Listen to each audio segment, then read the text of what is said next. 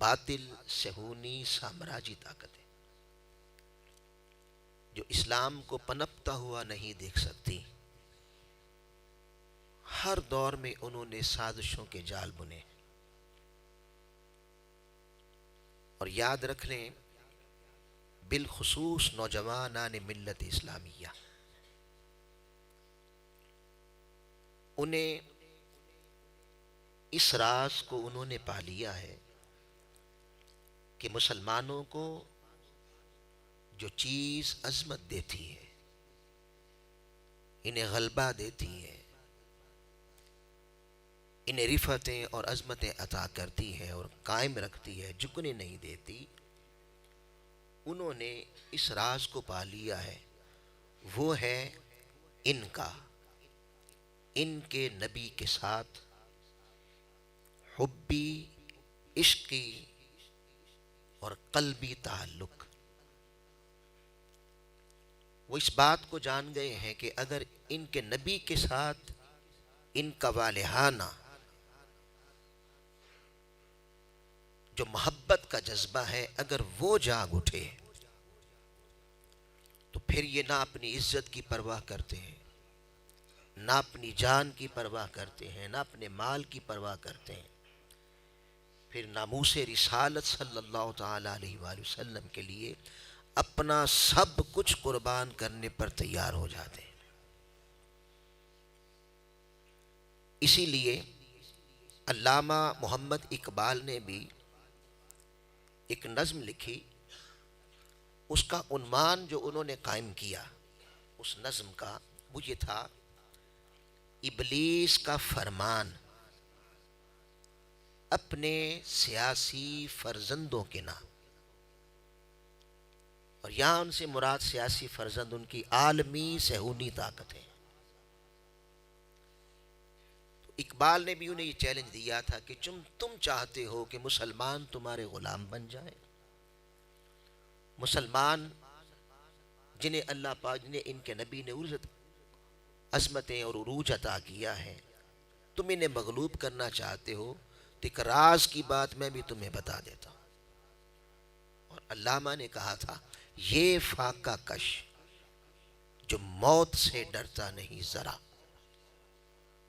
روح محمد اس کے بدن سے نکال دو. یہ روح ہے جو انہیں زندہ رکھتی ہے، یہ اپنے نبی کے ساتھ والہانہ محبت کا، عشق کا، دیوانگی کا، چاہت کا تعلق ہے. یہ بیدار ہو جائے تو پھر دنیا کی کوئی طاقت انہیں مغلوب نہیں کر سکتی. تو اس نے کہا تھا کہ یہ روح نکالو، یہ ادب نکالو، یہ محبت نکالو، یہ چاہت نکالو. اس میں تم کامیاب ہو گئے تو یہ خود اپنی موت مر جائیں گے. پھر عشق نعروں کے اندر ہوگا، دعووں کے اندر ہوگا. اگر اندر سے ان کے روح محمد نکل گئی تو دعووں کے اندر، نعروں کے اندر سب کچھ ہوگا، مگر پھر یہ اپنے نبی سے جب تعلق توڑ دیا تو اس کی سیرت کو بھی چھوڑ دیں گے، پھر اس کی عظمت کو نہیں سمجھیں گے، چھوڑ دیں گے. تو نام نبی کا لیں گے، غلامی تمہاری ہوگی. موجودہ صورتحال ایسی نظر آ رہی ہے. اس وقت مسلمانوں کی مجموعی طور پر ایسی صورت نظر آ رہی ہے کہ نعرے رہ گئے ہیں، جو جتنا شور شرابہ کرے وہ اتنا بڑا عاشق بن جاتا ہے. لیکن پریکٹیکلی آقا علیہ الصلوۃ والسلام کی غلامی، حضور علیہ الصلوۃ والسلام کی سیرت، آپ کا وہ عظیم کردار جو دنیا میں مسلمانوں کو بلند کرتا تھا، وہ آج خال خال نظر آتا ہے، ماند پڑ گیا ہے. اگر ہم غیر جانبدار ہو کر اپنے شب و روز پر نگاہ ڈالیں، ہمارا جینا، ہماری رسومات، ہماری ثقافت، ہمارا تمدن، سب کچھ مٹ چکا ہے اور کھوکھلے دعوے رہ گئے. تو مقصد یہ تھا کہ نوجوان کو اس کی اصل منزل کی طرف متوجہ کیا جائے. یہ بتایا جائے کہ یاد رکھ لو مسلمانوں، تمہارا غلبہ، تمہاری رفعت، تمہاری بزرگی، تمہاری فضیلت، تمہاری عظمت اور دونوں جہانوں کی کامیابیوں کا راز تمہارے نبی کی سیرت و کردار کو اپنانے میں، اسے اپنانے میں ہے۔ اور باطل اس دور میں بھی بہت بڑی سازش یہ کر رہا ہے کہ، اور اس نے خاص کر نوجوانوں کو ٹارگٹ کیا ہے اور آنے والی نسلوں کو ٹارگٹ کر رہا ہے، نوجوانان ملت اسلامیہ کو، بالخصوص آنے والی نسلوں کو، اور پھر بالعموم پوری امت مسلمہ یہ فیڈنگ کی جا رہی ہے اور یہ پوائزننگ کی جا رہی ہے اور ذہن بنایا جا رہا ہے کہ معاذ اللہ، استغفر اللہ، کہ وہ نبی محترم، تاجدار کائنات، وجہ تخلیق کائنات، سیدنا تاجدار انبیاء حضرت محمد مصطفیٰ صلی اللہ تعالی علیہ وسلم، وہ 1400 سال پہلے پیدا ہوئے تھے،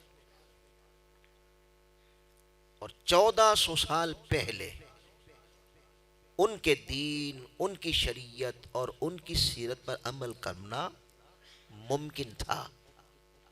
اب انسان نے ترقی کر لی ہے، اب سائنس کا دور ہے، جدید دور ہے، معاذ اللہ اس دور میں محمد مصطفیٰ صلی اللہ تعالی علیہ وآلہ وسلم کی سیرت، آپ کا دین، آپ کی شریعت ناقابل عمل ہے، وہ پرانی باتیں ہو گئی،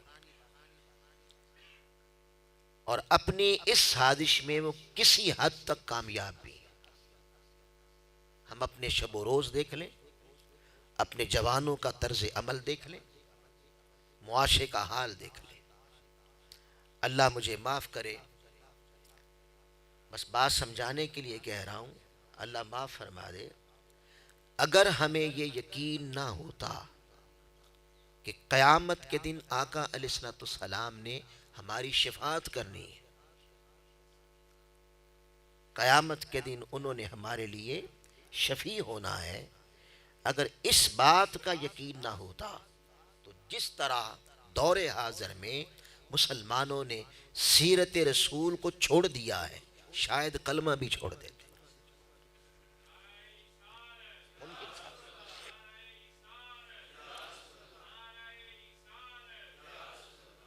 یاد رکھ لیں، مسلمانوں کی عظمت حضور کے نقش قدم پہ ہے۔ قرآن مجید نے آقا علیہ الصلوۃ والسلام کی نبوت کو، اب یہ کہنا کہ معاذ اللہ 1400 سال پہلے کے دور میں یا پہلے انسان کے لیے ہمارے آقا کی سیرت قابل عمل تھی، آج نہیں ہے، یہ جدید دور ہے، سائنس کا دور ہے، آج نہیں ہے۔ یاد رکھ لیں، اگر ایسا ممکن ہوتا تو پہلے نبیوں کی نبوت کا دائرہ محدود تھا، کوئی ایک قوم کے لیے نبی ہوتا تو اسی دور میں ایک دوسرا نبی دوسری قوم کے لیے ہوتا،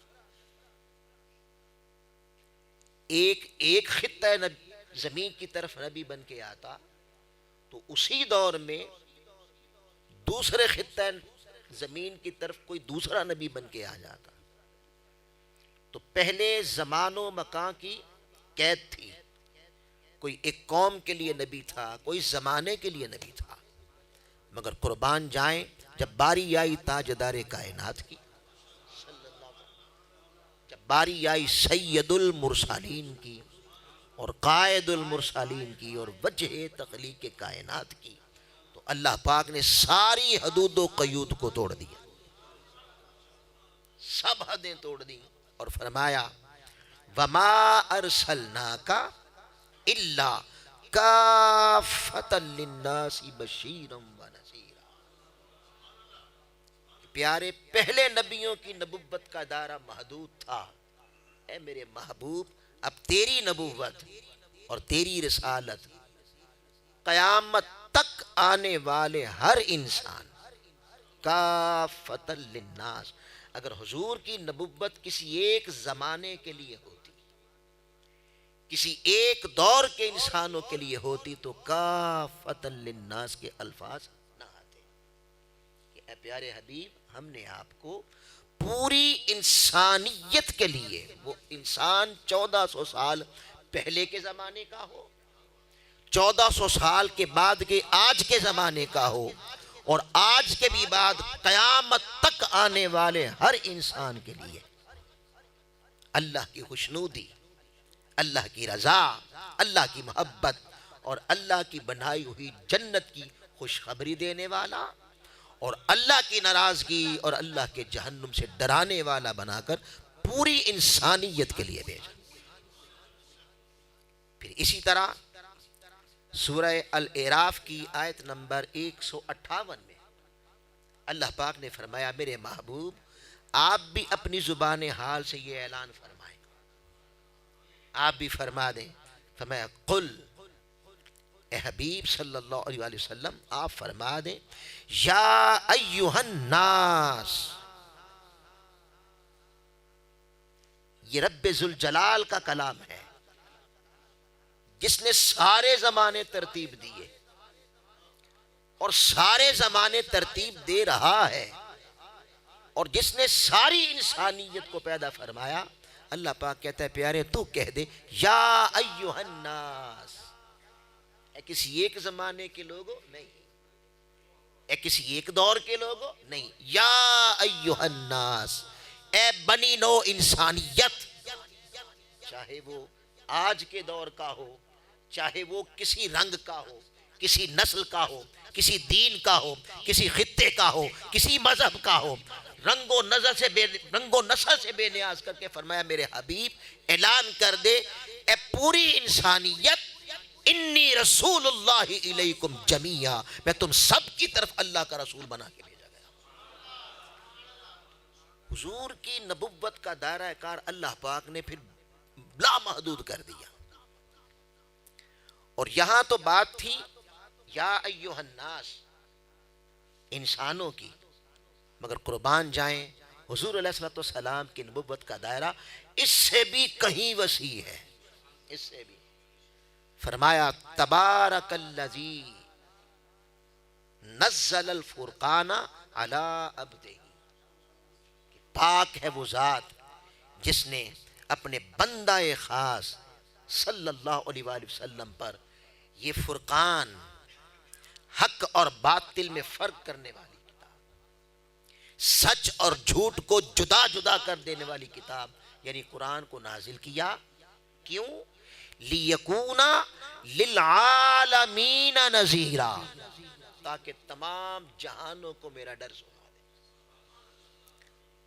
تو آقا علیہ السلام کی نبوت کا دائرہ کار اللہ رب العزت نے پوری کائنات کا وسیع رکھا ہے، لہٰذا یہ قول اور یہ کہنا کہ معاذ اللہ آج کے دور میں حضور کی سیرت، حضور کا دین، حضور کی شریعت ناقابل عمل ہے، یہ ایک فتنے کے سوا کچھ نہیں ہو سکتا۔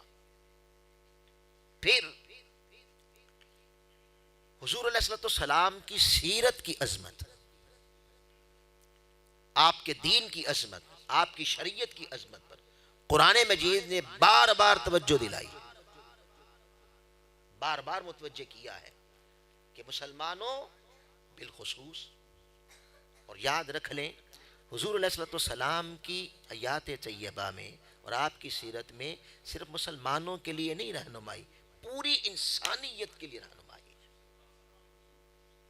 پوری انسانیت کے لیے، کہ اگر تم چاہتے ہو کہ تمہیں دنیا کی عظمتیں ملیں، تمہیں فلاح دارین مل جائے، آخرت کی بھی عزت ملے، تو ایک ہی ذات ہے، وہ میرے محمد مصطفیٰ کی ذات صلی اللہ علیہ وسلم۔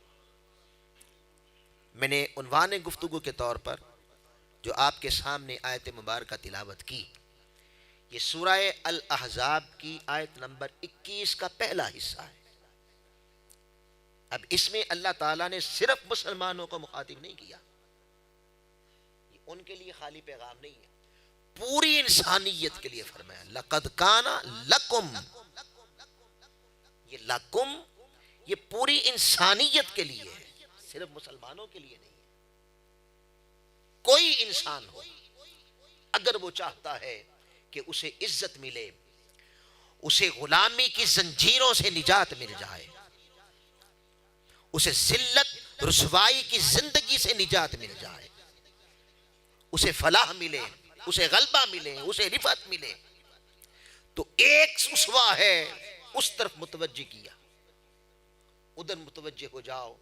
عظمتیں چاہتے ہو، رفعتیں چاہتے ہو، بزرگیاں چاہتے ہو، بلندیاں چاہتے ہو، غلامی کی زنجیریں توڑنا چاہتے ہو، تو فی رسول اللہ اسوۃ حسنہ، سب کائنات کے ہر اسوہ کو چھوڑ دو، میرے محبوب کے اسوہ کو لو، وہ حسنہ ہے، اسوۃ حسنہ۔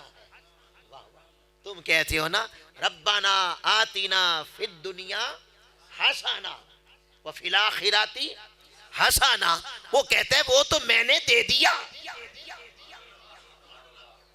وہ تو دے دیا، تم نے دیکھا نہیں میرے محبوب کا۔ حسنہ ادھر ہے، وہ حسنہ دنیا کی ہو، وہ حسنہ آخرت کی ہو۔ در مصطفیٰ کی غلامی کرو، کائنات تمہارے قدموں میں ڈال دی جائے گی۔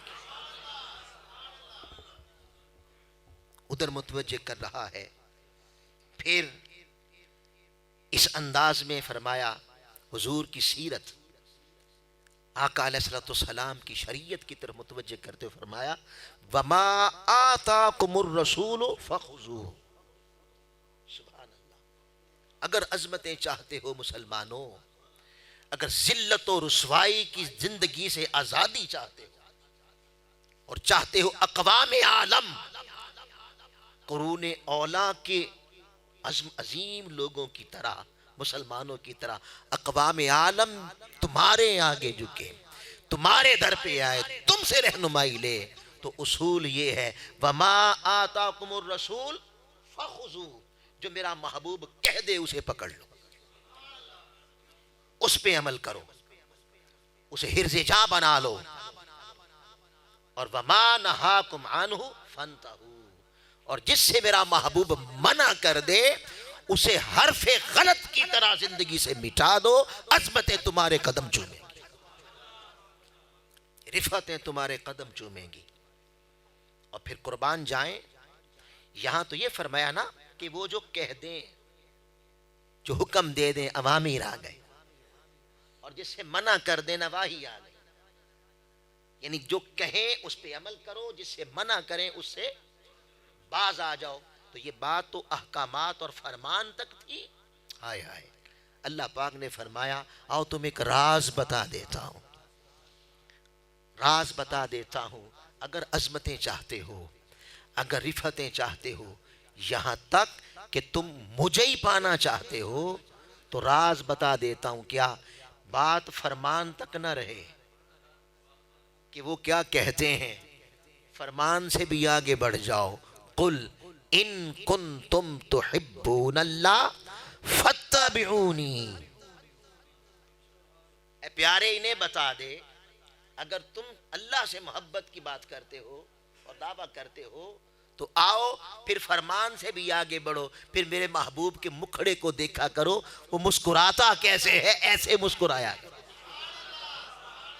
پھر دیکھا کرو وہ چلتا کیسے ہے، ایسے چلا کرو، وہ بیٹھتا کیسے ہے، ایسے بیٹھا کرو، وہ اٹھتا کیسے ہے، ایسے اٹھا کرو، وہ لیٹتا کیسے ہے، ایسے لیٹا کرو، اپنی ذات کو ذات مصطفیٰ میں فنا کر دو، پھر تمہارا دعویٰ کہ ہم اللہ سے محبت کرتے ہیں، پھر تم یہ کہتے ہو کہ تم اللہ سے محبت کرتے ہو، نہیں، میں تمہیں رفعتوں کی وہ منزل عطا کر دوں گا، فاتبعونی کا پہلے رنگ تو چڑھاؤ، وہ رنگ تو چڑھاؤ، تمہیں وہ عظمت عطا کروں گا کہ تم مقام محبیت سے اٹھا کر مقام محبوبیت پر فائز کر دو گے، پھر تمہارا یہ کہنا کہ ہم اللہ سے محبت کرتے ہیں، ارے بابا اللہ خود تم سے محبت کرے گا۔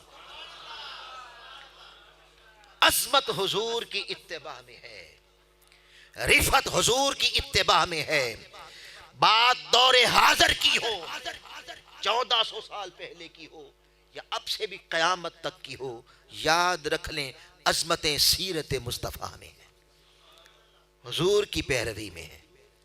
اور یہ راز صحابہ پا گئے تھے، یہ راز صحابہ پا گئے تھے۔ ارے ایسے تو نہیں آ گیا رضی اللہ عنہم ورضوا عنہ، یہ چھوٹی بات ہے کہ رب ذوالجلال اعلان کر رہا ہے اللہ ان سے راضی ہو گیا، ہائے ہائے ہائے ہائے، اللہ راضی ہو گیا، وہ خود اعلان کر رہا ہے۔ یہ عظمت کیسے ملی؟ انہیں پتا چل گیا تھا کہ مصطفیٰ کے رنگ میں رنگ جائیں، ہائے ہائے ہائے، انہوں نے اپنی ذات کو حضور کی ذات میں فنا کر ڈالا تھا۔ اور آقا کے فرامین پر ایسا لحاظ ہوتا تھا کہ ہر وقت تکتے رہتے تھے حضور کے ہونٹوں کو کب ہل جائیں، اور جو فرما دیتے وہ اسی پر کار بند ہو جاتے۔ حضرت سیدنا صدیق اکبر رضی اللہ تعالیٰ عنہ، حضرت ام المؤمنین سیدہ عائشہ صدیقہ رضی اللہ تعالیٰ عنہ، آپ فرماتی ہیں میں جب بھی اپنے بابا صدیق اکبر کو حضور کی صحبت میں صلی اللہ تعالیٰ علیہ وآلہ وسلم صحابہ کے ساتھ بیٹھا دیکھتی تو میں دیکھتی مولا علی کے چہرے کو ٹک ٹکی لگا کے تکتے رہتے، آئے آئے، بیٹھتے ان کے مکھڑے کے اوپر نگاہیں جمی رہتی۔ میں نے محسوس کیا، میں نے پوچھا ابا جان ایک بات تو بتائیں، آپ جب بھی حضور کی صحبت میں بیٹھتے ہیں علی کے چہرے کو تکتے رہتے ہیں؟ فرمان مصطفیٰ پر کس طرح مٹ چکے تھے، ہائے ہائے، ارے ان کا حال کیا تھا۔ میں نے کہا آپ ادھر تکتے رہتے ہیں، تو فرمایا بیٹی کیوں نہ تکوں، کیوں نہ تکوں کہ میں نے اپنے کانوں سے فرمان مصطفیٰ سنا ہے، علی کے چہرے کو تکنا بھی اللہ کی عبادت ہو۔ یہاں تک انہوں نے حضور کے فرامین پہ خود کو فنا کیا ہوا تھا۔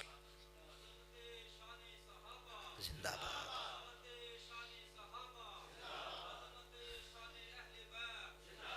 حضرت فاروق اعظم رضی اللہ تعالیٰ عنہ، کون فاروق اعظم؟ 22 لاکھ مربع میل پر حکمرانی کرنے والے فاروق اعظم، وہ فاروق اعظم رضی اللہ تعالیٰ عنہ آپ حج کے لیے آئے، طواف فرمایا، کعبے کا طواف کیا، حجر اسود کو بوسہ دینے لگے۔ جب بوسہ دینے لگے تو پہلے اس حجر اسود کو کلام کیا، مخاطب کیا، فرمایا اے حجر اسود انی اعلم انک حجر، سن لے میں جانتا ہوں تو ایک پتھر ہے، تو صرف ایک پتھر ہے، ولا تنفع ولا تضر، اور میں یہ بھی جانتا ہوں کہ نہ تو نفع دے سکتا ہے نہ تو نقصان کر سکتا ہے، پھر بھی چومتا ہوں، جانتا بھی ہوں کہ پتھر ہے، اور جانتا بھی ہوں، میرا عقیدہ بھی سن لے کہ نہ تو مجھے کوئی نفع دے سکتا ہے نہ کوئی نقصان پہنچا سکتا ہے، پھر بھی چومتا ہوں۔ پتہ ہے کیوں؟ جانتا ہے پھر بھی کیوں تجھے عمر بوسے دے رہا ہے؟ سبحان اللہ، فرمایا وَلَوْلَا أَنِّي رَأَيْتُ النَّبِيَّ يُقَبِّلُكَ، اگر میں نے مصطفیٰ کو نہ دیکھا ہوتا، اگر میں نے تاجدار کائنات کو نہ دیکھا ہوتا کہ انہوں نے تجھے چوما ہے تو عمر کو تجھے چومنے کی کوئی حاجت نہ تھی۔ ہم تو تیرے بوسے تھوڑی لے رہے ہیں، ہم تو یار کی ادائیں اپنا رہے ہیں، ہائے ہائے ہائے، ہم تو ان اداؤں کو اپنا رہے ہیں۔ میں تو حضور کی اس سنت کو پورا کر رہا ہوں، میں تو آقا کی سیرت کے اس گوشے کو لے رہا ہوں کہ انہوں نے تجھے چوما تھا تو عمر بھی چومتا ہے، اس طرح انہوں نے فنا کر دیا تھا۔ حضرت عثمان غنی رضی اللہ تعالیٰ عنہ، خلیفۃ المسلمین، امیر المؤمنین، گلی میں، گلی بازار گلی میں، مسجد کے دروازے کے سامنے گلی میں بیٹھ گئے، اور بیٹھ کے گوشت تناول فرمانے لگے. لوگوں نے کہا حضرت آپ امیر المؤمنین ہیں, آپ خلیفۃ المسلمین ہیں, اور یہ تو راہ گزر ہے, یہ تو راستہ ہے, آپ یہیں بیٹھ کے کھا رہے, لوگ کیا کہیں گے؟ ہائے ہائے ہائے. ایک تو اس نے مار ڈالا ہے کہ لوگ کیا کہیں گے. چھوڑ دو لوگوں کے لیے جینا.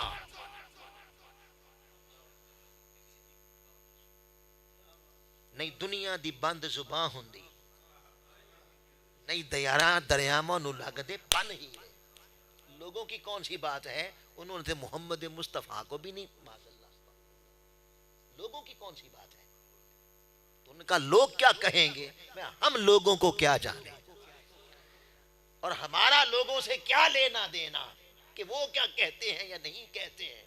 ہم تو لوگوں کے لیے نہیں جی رہے, جس کے لیے جی رہے ہیں اسی مکھڑے کو تکتے رہتے ہیں. اللہ بات سمجھ گئے نا. تو نے کہا لوگ کیا کہیں گے, میں لوگوں کو کیا کہنے دو جو کہتے ہیں.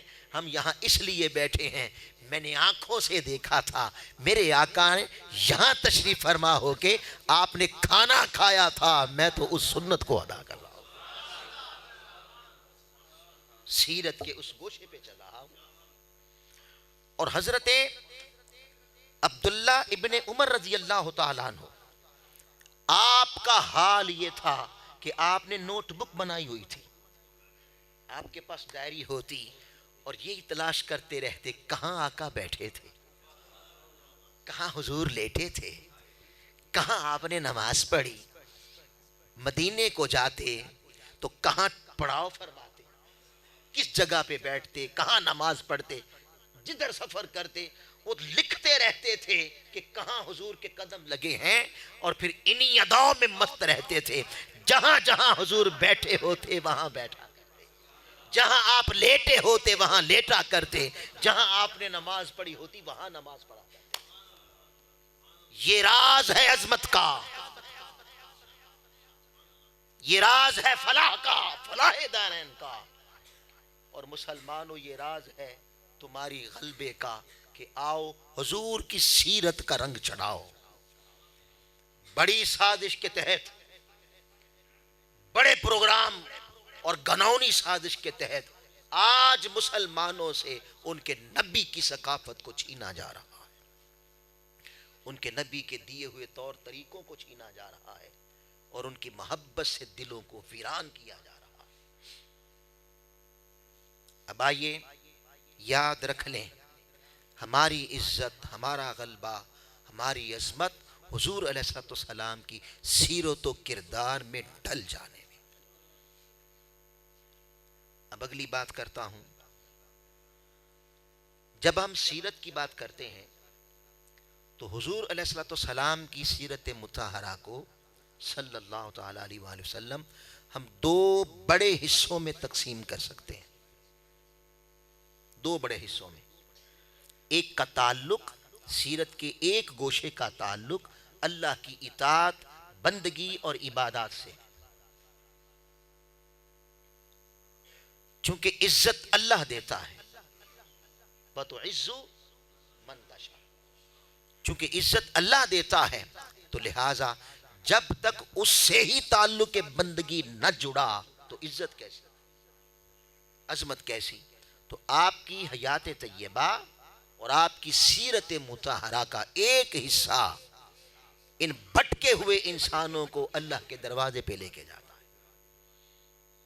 سیرت کے اس گوشے میں اللہ کی بندگی نماز ہے, روزہ ہے, زکوٰۃ ہے, حج ہے, دیگر عبادات ہے.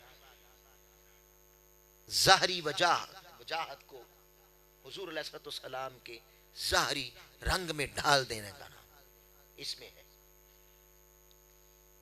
اور یہ اللہ سے جب تک تعلق نہ جڑے, بندگی کا, اطاعت کا, عبادت کا, عاجزی کا, یاد رکھ لیں اس وقت تک عظمت چونکہ اس کے ہاتھ میں ہے, اس وقت عظمت کی خواہش کرنا اور اللہ سے تعلق نہ جڑے تو یہ ممکن نہیں ہے. اس لیے قرآن سیرت کے اس گوشے میں آقا علیہ الصلوۃ والسلام نے اپنی امت پر نماز کو فرض کیا. سب سے پہلی بات، حضور علیہ الصلوۃ والسلام سارا دن آقا علیہ الصلوۃ والسلام اللہ کی توحید کا پیغام پہنچاتے، بٹکے ہوں کو اللہ تک کے دروازے پر پہنچنے کے سلیقے سکھاتے، توحید کا پیغام پہنچاتے. رات آتی تو مصلی پہ کھڑے ہو جاتے اور ساری رات اللہ کی بارگاہ میں سجدہ ریزیاں اور کھڑے کھڑے پاؤں مبارک متورم ہو جاتے اور خشیت الہی میں رو رو کر آپ کی چشمان مقدس میں متورم ہو جاتی. اور جہاں تک نماز کا تعلق ہے تو قربان جائیں، حضرت عائشہ صدیقہ ام المؤمنین رضی اللہ تعالیٰ عنہ آپ فرماتی ہیں جو ہی اذان آتی ادھر صدا بلند ہوتی اللہ اکبر اللہ اکبر، تو آقا کے مکھڑے مبارک کا رنگ متغیر ہونا شروع ہو جاتا. نماز کی محبت کا ایسا غلبہ تھا کہ پھر جب نماز کا وقت آ جاتا سوائے اپنے رب کو کسی کو نہیں پہچانتے تھے. قرآن مجید نے جگہ جگہ فرمایا اقیم الصلاۃ، نماز قائم کرو، میرے ذکر سے من کو آباد کرو. اقیم الصلاۃ لذکری، میری یاد کی خاطر نماز قائم کرو. اور کہیں فرمایا حافظوا علی الصلوات والصلاۃ الوسطی، اپنی نمازوں کے محافظ بنو اور بالخصوص درمیانی نماز کے محافظ بنو. پھر آقا نے فرمایا نماز میں میری آنکھوں کی ٹھنڈک ہے. ارے نعرے حضور کی محبت کے ہوں اور دعوے ہوں غلام ہیں غلام ہیں، رسول کے غلام ہیں، اور غلامی رسول میں دعویٰ ہو موت بھی قبول ہے، اور موت بھی قبول کرنے کا دعویٰ کرنے والی زبان کی جبین اللہ کے حضور نہ چکے. نماز کی بات آئے تو اسے دنیا کے کام گھیر لے، اللہ کے حضور سجدے کی بات آئے تو اسے دنیا اپنی طرف کھینچ لے. اور عشق کی ادا یہ ہے کہ عشق تو کہتے ہیں العشق نار، عشق ایک آگ ہے، یحرق ما سوا المحبوب، جو محبوب کے سوا ہر شے کو جلا کے راکھ کر دیتی ہے، حتیٰ کہ اپنی ذات بھی نہیں بچتی. اس طرح معشوق اور اپنے محبوب کی ذات میں فنا ہو جانے کا نام عشق ہے. اور یہاں ہمارے معاشرے کا حال یہ ہو چکا ہے، آج کے نوجوانوں کا حال یہ ہو چکا ہے بالخصوص کہ اذان آتی رہتی. میرے شیخ حضور سیدی حجت المحدثین شیخ الاسلام ڈاکٹر محمد طاہر القادری آپ فرمایا کرتے ہیں کہ ہمارا نماز سے اپنا رشتہ دیکھ لیں، آبادی کل آبادی کو دیکھ لیں، تعداد دیکھ لیں، اور مسجد میں صفوں کی تعداد دیکھ لیں.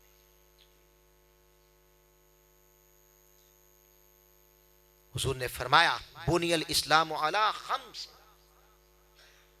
اسلام کی بنیاد 5 چیزوں پہ رکھی گئی ہے.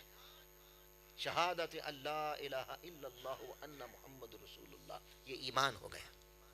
اور اس کے بعد فرمایا واقام الصلاۃ، نماز کا قائم کرنا. اس وقت ہمیں اتنے ضروری کام ہیں کہ ادھر حی علی الصلاۃ کی صدائیں آتی رہیں، حی علی الفلاح کی صدائیں آتی رہیں، اور ہم نعرے محفلوں کے اندر جاگتے ہیں اور عشق محفلوں میں جاگتا ہے اور اس کے بعد عشق دکھائی نہیں دیتا. تو سب سے پہلے جبین نیاز کو اللہ کے حضور جھکانے کا سلیقہ سکھاؤ. یہ میرے مصطفیٰ کی سیرت کا روشن گوشہ ہے، اس پر توجہ کرنی ہوگی. مصلی اجڑ گئے، مسجد مرثیہ خواہ ہے کہ نمازی نہ رہے، یعنی وہ صاحب اوصاف حجازی نہ رہے. یہ حضور کی سیرت ہے. نماز پنجگانہ کو ہر سے جہاں بنایا جائے، اللہ کے حضور بار بار جبین جھکتی رہے، عاجزی کے ساتھ کھڑے ہوتے رہیں، جھکتے رہیں، اس کے دروازے کے ساتھ اس کے دروازے کے منگتے بن کے بار بار آتے رہیں. یہ حضور کی سیرت ہے. پھر دوسری بڑی چیز پھر روزہ ہے.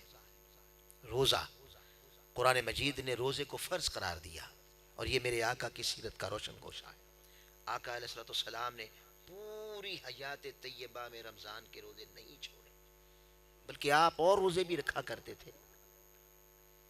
عاشورہ کا روزہ اور روزے بھی رکھا، جمعرات کا روزہ، پیر کا روزہ۔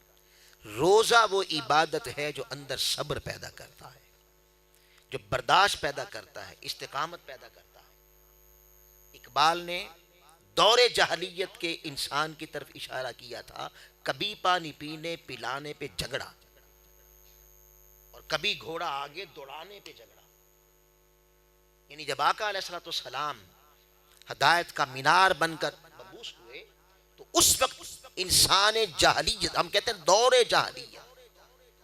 جاہلیت کے انسان کا یہ حال تھا، چھوٹی چھوٹی باتوں پہ جھگڑے ہو جاتے۔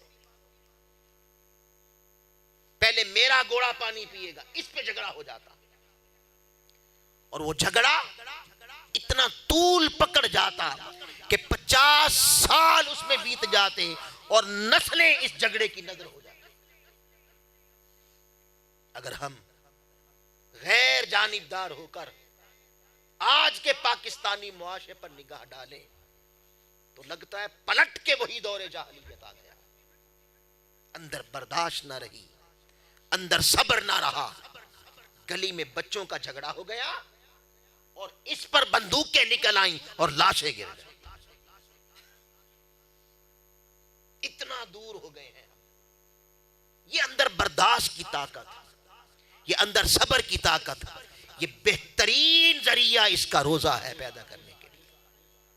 روزہ ہے، روزہ شدت کو کم کرتا ہے، نفس کی شدت کو کم کرتا ہے، روزہ برداشت پیدا کرتا ہے، روزہ صبر پیدا کرتا ہے۔ آج ہم اپنے معاشرے میں دیکھ لیں، کتنے ہی نوجوان ہیں نہیں روزہ رکھتے، اس عبادت سے بھی دور ہیں۔ آقا علیہ السلام نے فرمایا، اللہ پاک نے فرمایا، الصوم لی، روزہ میرے لیے روزہ ہے، روزہ رکھو تاکہ میری رحمت کے دروازے تمہارے لیے کھلیں، میری عطا کے دروازے کھلیں۔ پھر اسی طرح دوسری بڑی عبادت، تیسری بڑی عبادت حضور علیہ السلام کی سیرت مطہرہ کا روشن باب، وہ زکوٰۃ کا ادا کرنا ہے، حکم ہے قرآن پاک میں، اللہ پاک نے دیا، وآتوا الزکاۃ، زکوٰۃ ادا کرو۔ یہاں میں آپ کو ایک فلسفہ سمجھا دوں، زکوٰۃ کس لیے تھی؟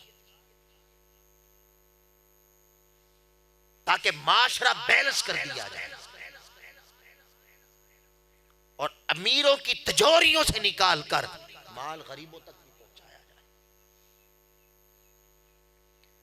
اسلامی معاشرے کی یہ پہچان نہیں ہوتی کہ وہاں مسجدیں بنی ہوں، اسلامی معاشرہ ہو گیا، داڑھیوں والے لوگ رہتے ہوں، ان کے ٹخنے ننگے ہوں، پنجگانہ نماز پڑھتے ہوں۔ اب میں اگلی بات سمجھانا چاہتا ہوں، اگلی بات، اور یہ اسلامی معاشرے کی پہچان، مدرسے بن گئے، درس نظامی پڑھایا جاتا ہے، وہ اسلامی معاشرہ ہے۔ اگر ان چیزوں کا تعلق اسلامی معاشرت کے ساتھ ہوتا، یعنی جو معاشرے بنتے ہیں ان کے ساتھ ہوتا، یہ عبادات ہیں، یہ عبادات ہیں، اگر اس کا ہوتا تو کبھی غیر مسلم دشمن طاقتیں اپنی ریاست میں مسجد نہ بننے دیتے۔ اسلامی معاشرے کی تعریف کیا ہے؟ وہ معاشرہ جو عرب کا جاہل معاشرہ تھا، جہاں غنڈے پل رہے تھے، جہاں قاتلوں کو پناہ دی جاتی تھی، جہاں رہزنوں کی سرپرستی ہوتی تھی، جس معاشرے کی بنیاد سود پر رکھی گئی تھی، جہاں شراب خانے تھے، بے حیائی کے اڈے تھے۔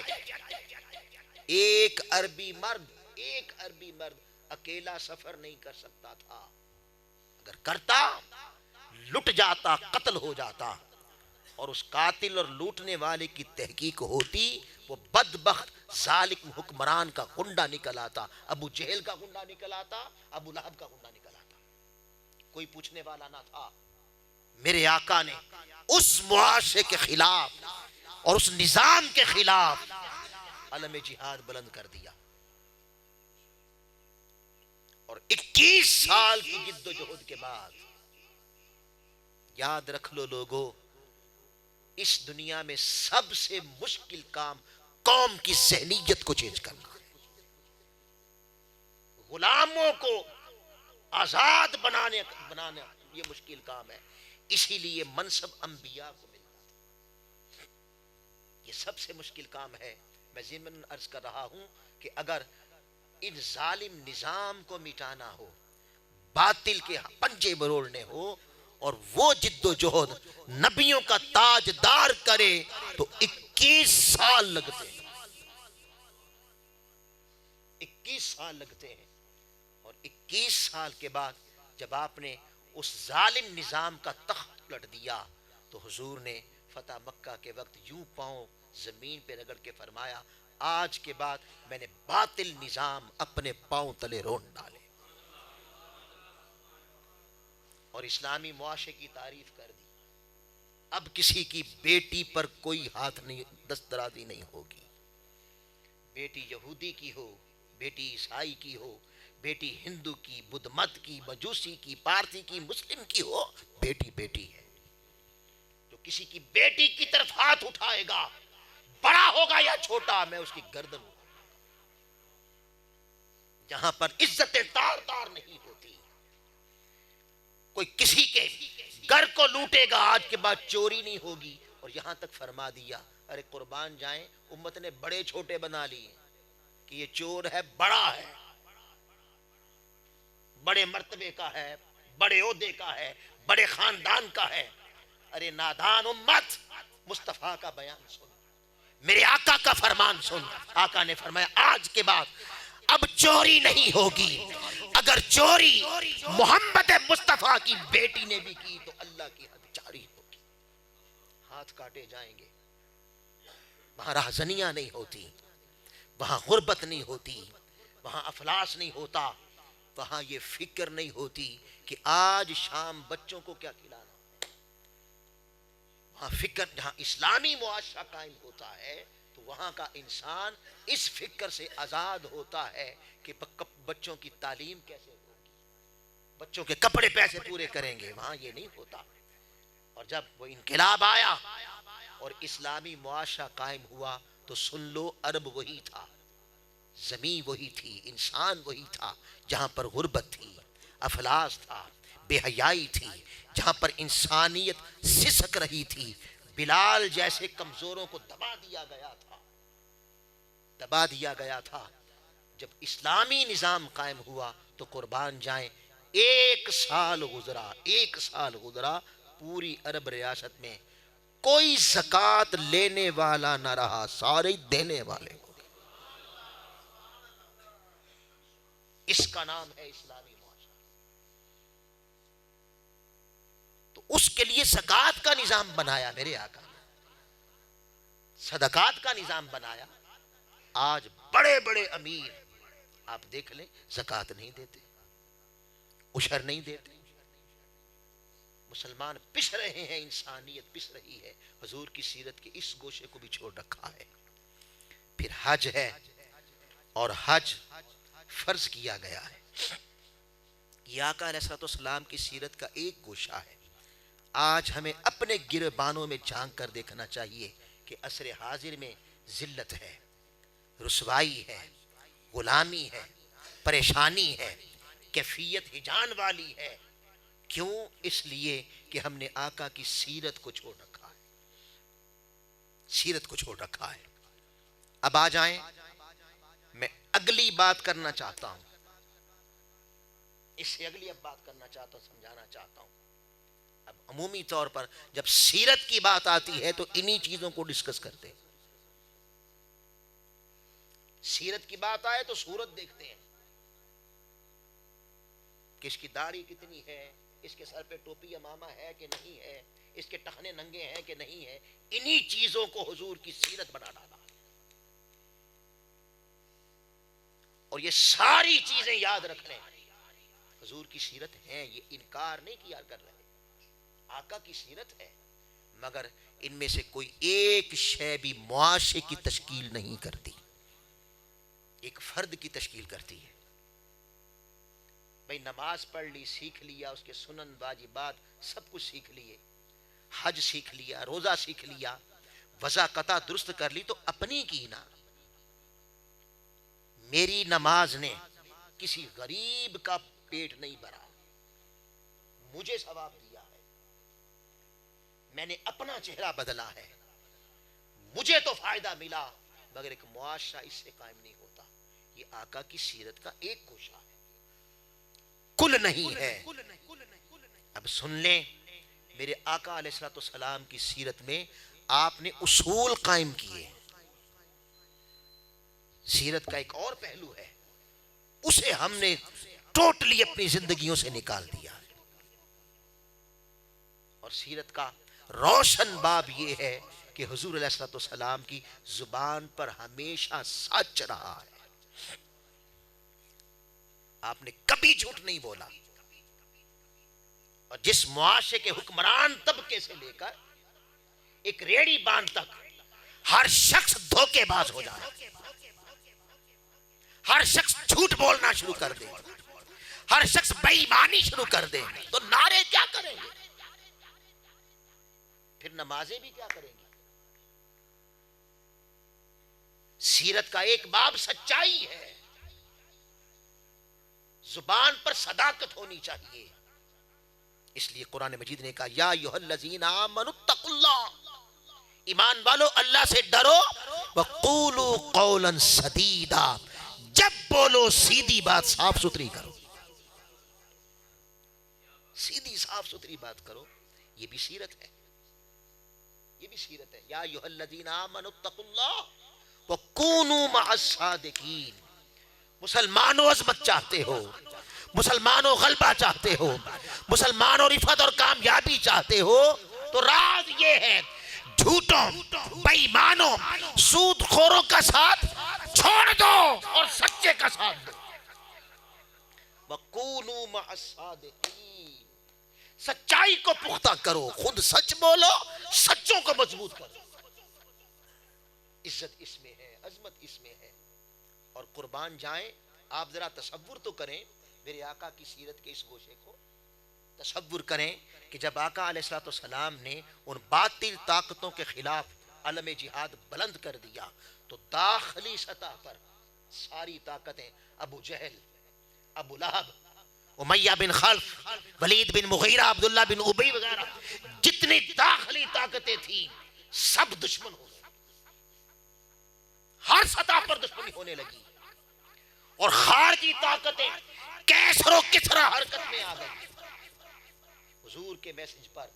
کیونکہ آقا علیہ السلام کا جو میسج تھا، حضور نے تو کہا تھا کہ میں وہ نظام لاؤں گا جو بلال جیسوں کو بھی کعبے کی چھت پہ چڑھائے گا. میں سارے امتیازات کو توڑ دوں گا. اندازہ کریں، داخلی سطح پر بھی خارجی سطح پر بھی جان کے دشمن ہو گئے. عالم باطل، صہیونی طاقتیں، جنہیں قرآن کہتا ہے یہودی عیسائی آپس میں بھی لڑتے ہیں، آپس کے دشمن تھے. جب باری اسلام کی آئی تو بدبخت سارے اکٹھے ہو گئے، اسلام دشمنی میں اکٹھے ہو گئے. داخلی خارجی طاقتیں حرکت میں آ گئیں، مگر قربان جائیں ساری طاقتیں الزام تو لگاتے رہے. کبھی آقا کو جادوگر کہیں، کبھی کہیں خود بنا کے لے آتے ہیں، کوئی اللہ کا کلام وغیرہ وغیرہ، الزام لگاتے رہے، مگر 63 سالہ حیات طیبہ میں کوئی اپنا دعوی الزام سچ ثابت نہ کر سکا، ثابت نہ کر سکا. اور قربان جائے اس معاشرے کو بدلنے کے لیے میرے آقا اٹھے تھے، اور اتنی بڑی طاقتیں، داخلی خارجی طاقتیں، مگر 63 سالہ حیات طیبہ میں لقب کیا پایا؟ صادق. سچائی میں عظمت ہے، سچائی میں غلبہ ہے، سچائی میں فلاح ہے. یہ ایسی طاقت ہے جو بڑے بڑے بتوں کو پاس کر سکتی ہے. ہم نے حضور کی سیرت کے اس گوشے کو چھوڑ دیا. ہو مسلمان، ہو لا الہ کا وارث، ہو توحید و رسالت کی گواہی دینے والا، اور جھوٹ بولے. دنیا کے چند ٹکوں اپنا ایمان ہی بیچ دیں. ہمیں اس گوشے کو روشن کرنا ہوگا. اتنے سچے ہو جاؤ, اتنے مضبوط ہو جاؤ, ارے ساری داخلی خارجی طاقتیں مل جائیں, مت گھبراؤ. الزام کیا لگاتے ہیں؟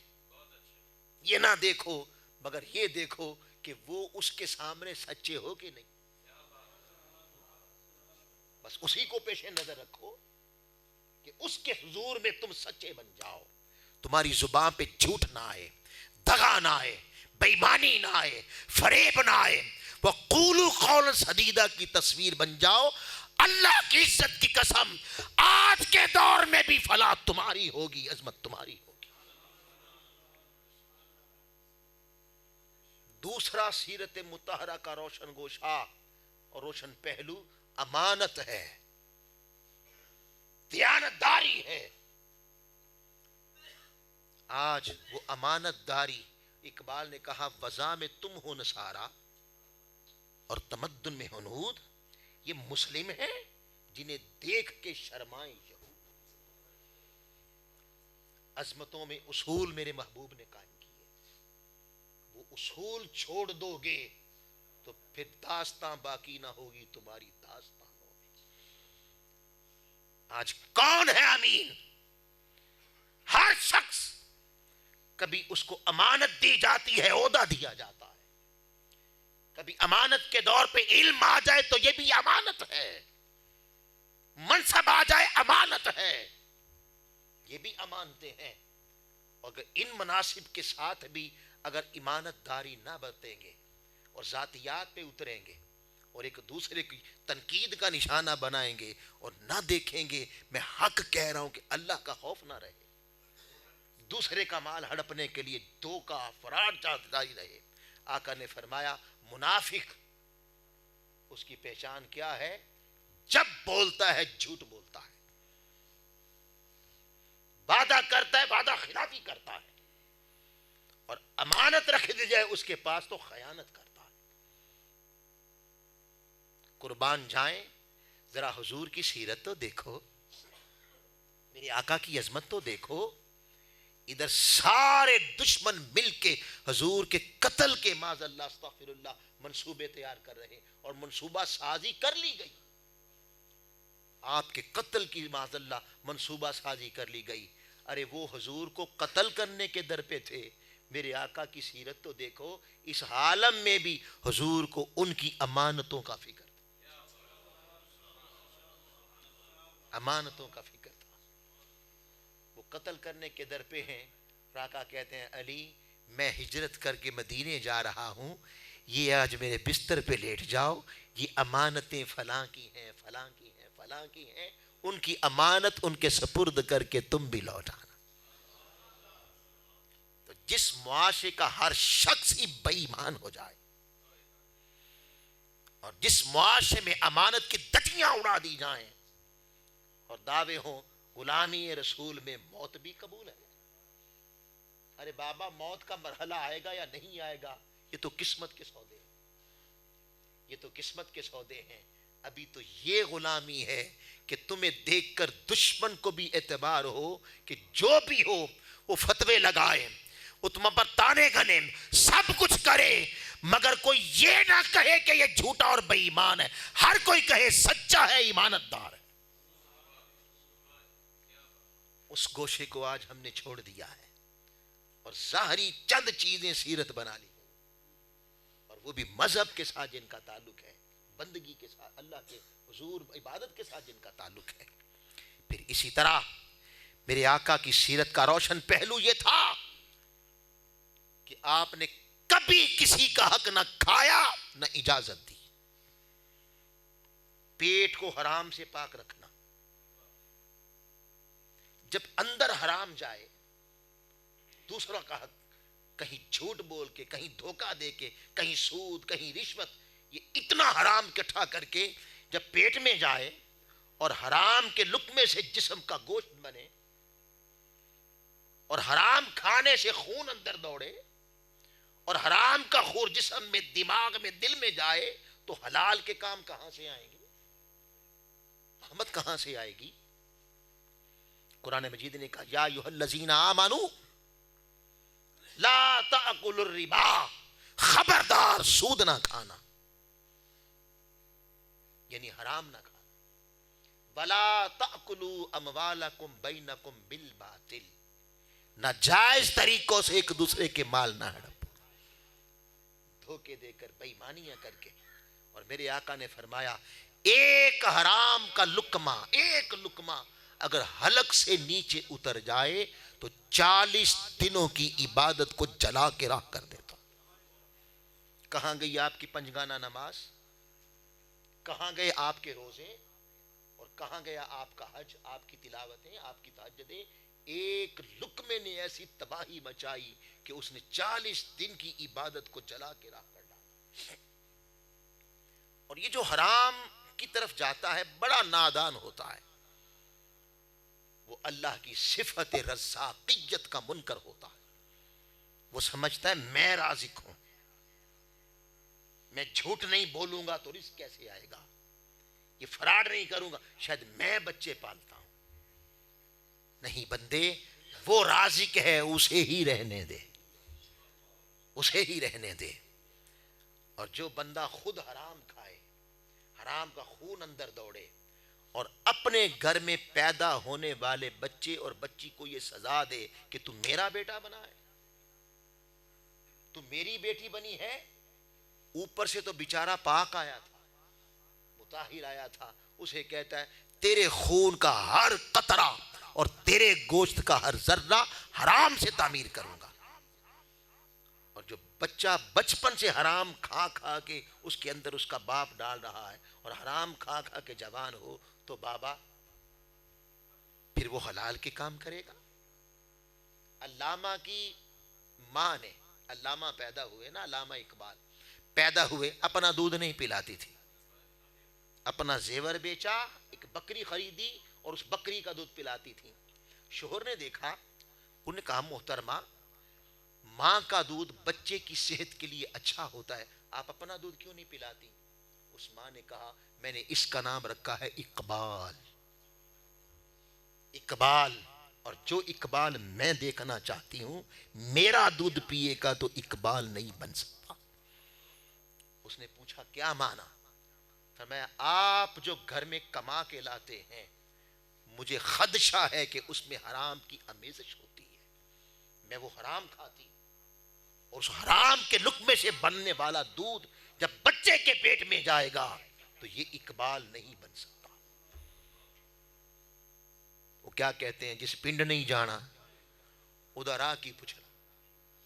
تو جب شوہر نے دیکھا کہ میری محترمہ اتنی عظیم ہے، انہوں نے وہ نوکری چھوڑ دی، اور جب اس گود میں بچہ پل کے بڑا ہوا تو بول اٹھا اے طائر لاہوتی،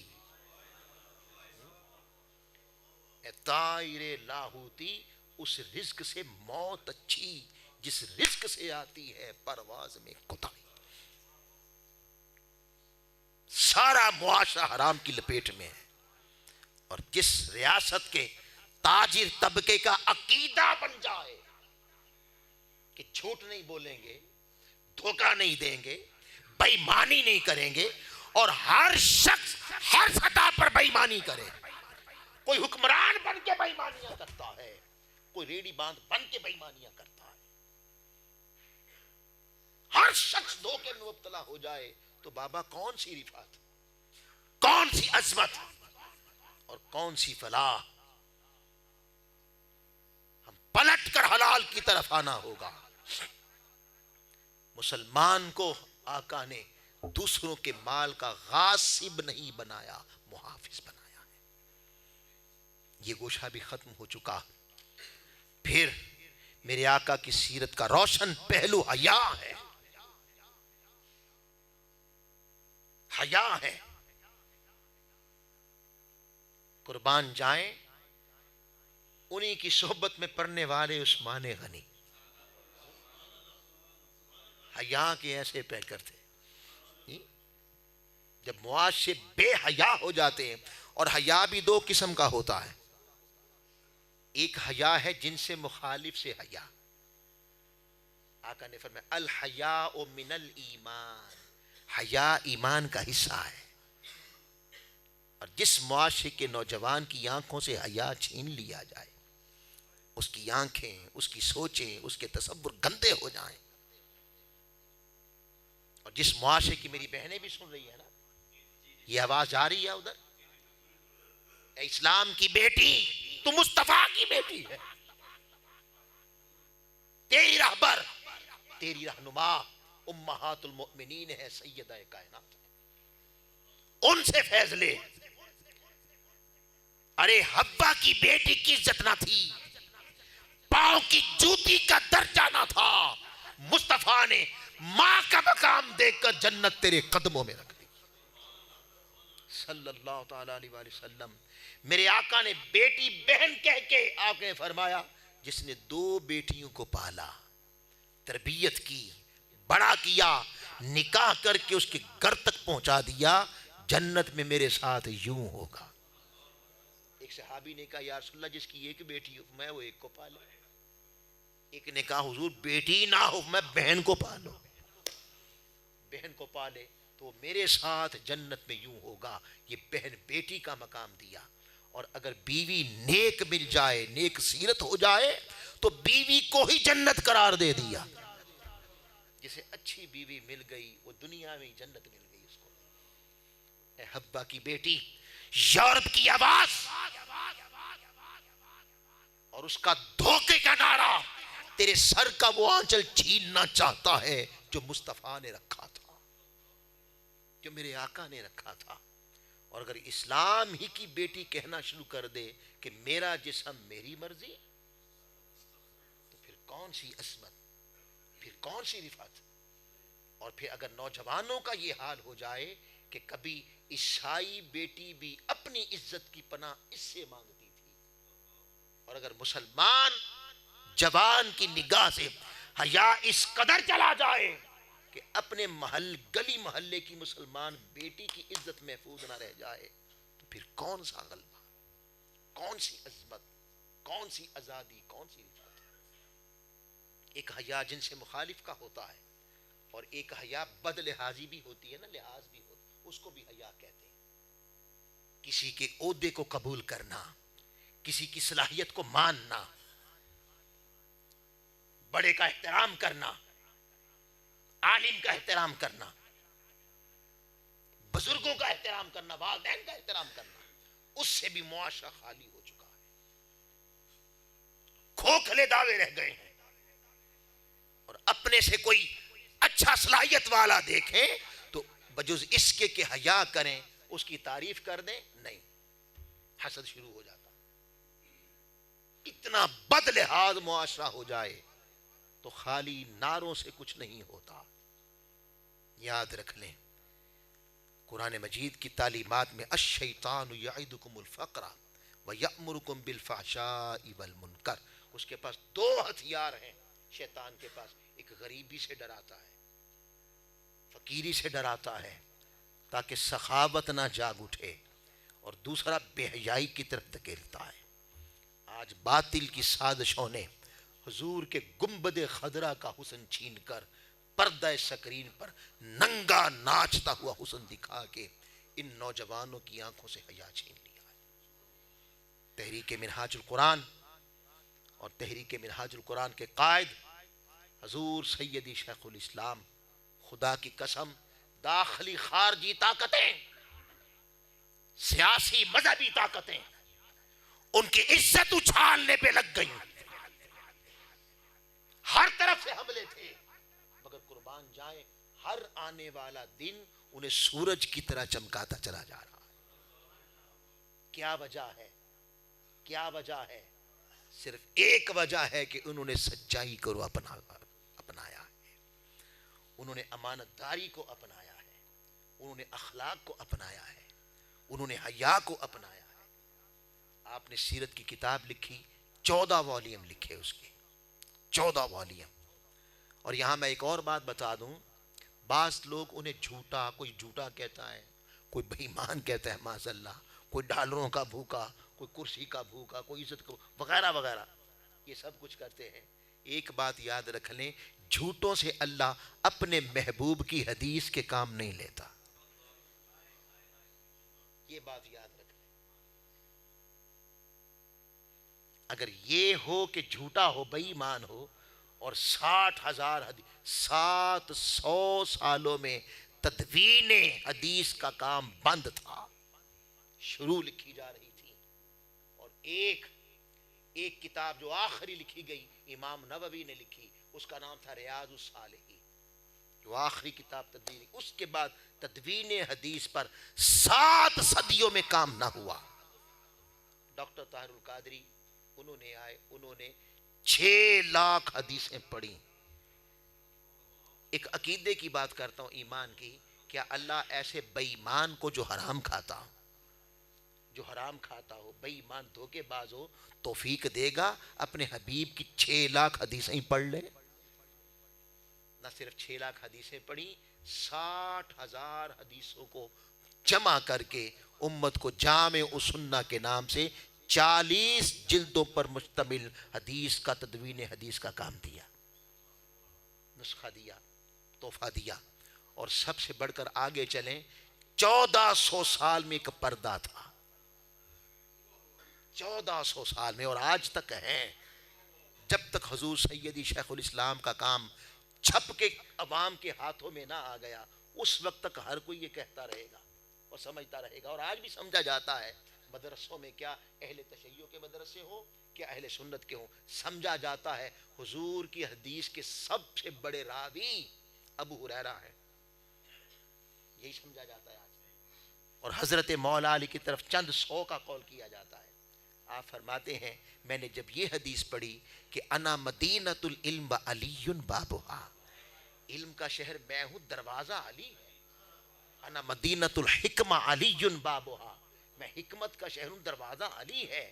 تو مجھے بے چینی تھی کہ علم نبوت کا شہر، اس کا دروازہ علی ہو، تو علم تو نام ہی حضور کے فرامین کا ہے. قال رسول اللہ، تو فرماتے ہیں اس نے بے چین کر دیا. میں نے شرق تا غرب، شمال تا جنوب لائبریریاں پڑھی، دنیا پھری، 6 لاکھ حدیثیں پڑھی، اور 6 لاکھ حدیثیں پڑھی اور دنیا پھر کے اہل سنت کی کتابوں سے 1400 سال میں پردہ رہا، کسی کی توجہ نہیں گئی. مگر 1400 سال کے بعد سب سے بڑے مصطفیٰ کی حدیث کے راوی حضرت مولا علی کو ثابت، 12,000 حدیثیں مرویات علی. حضرت مولا علی کہتے ہیں قال رسول اللہ. 12,000، وہ 12,000 جمع کر کے بھی چین نہیں آیا، 12,000 جمع کر کے بھی چین نہیں آیا. پھر لگے رہے تحقیق میں، 3,000 اور مل گئی، 15,000 مرویات علی. یہ ایک 1400 سال کا پردہ تھا امت پر. آنے والے اور 10 سالوں میں آپ دیکھیں گے، اور 10 سالوں میں، ابھی تو کسی کو پتہ نہیں چل رہا، اس لیے نادانی میں ہے. 12-15 سال گزرنے دیں، پتہ چل جائے گا تاریخ میں کہ مصطفیٰ کی حدیث کا سب سے بڑا راوی وَعَلِيٌّ بَابُهَا، وہ مولا علی ہے. کیا ایسا کام اللہ بے ایمانوں سے لیتا؟ کیا ایسا کام اللہ بے ایمانوں سے لیتا ہے؟ ارے یاد رکھ لو، اللہ کا شکر ہے تحریک منہاج القرآن کو اللہ نے جو کام عطا کیا پھر انقطاع نہیں ہوا، پھر منقطع نہیں ہوا. اور سب سے بڑا، میں خلق کی بات کر رہا تھا، آقا علیہ السلام کے اخلاق کی. آپ 50 سالہ دور تبلیغ دیکھ لیں ڈاکٹر طاہر القادری کا، کوئی جتنا بڑا بھی دشمن ہو، کسی نے الزام لگائے، کسی نے گالیاں کہیں، کسی نے کچھ کیا، مگر 50 سالہ دور تبلیغ کی ایک جملہ کوئی ثابت نہیں کر سکتا کہ کسی نے گالیاں نکالی ہوں اور آپ ذاتیات پہ اتر کے اس کے خلاف بدخلقی اپنا لی. ایک جملہ ثابت نہیں کر سکتا. یہ علامت ہوتی ہے سچوں کی، یہ علامت ہے سچوں کی. یہی وجہ ہے کہ اتنی مخالفت کے باوجود اللہ پاک نے ان کی اس تحریک کو اتنا عروج دیا ہے. 150 ملکوں کے اندر تحریک منہاج القرآن وہ کام کر رہی ہے. اب آئیے ان کی صحبت کے لیے اس دفعہ حضور سیدی شیخ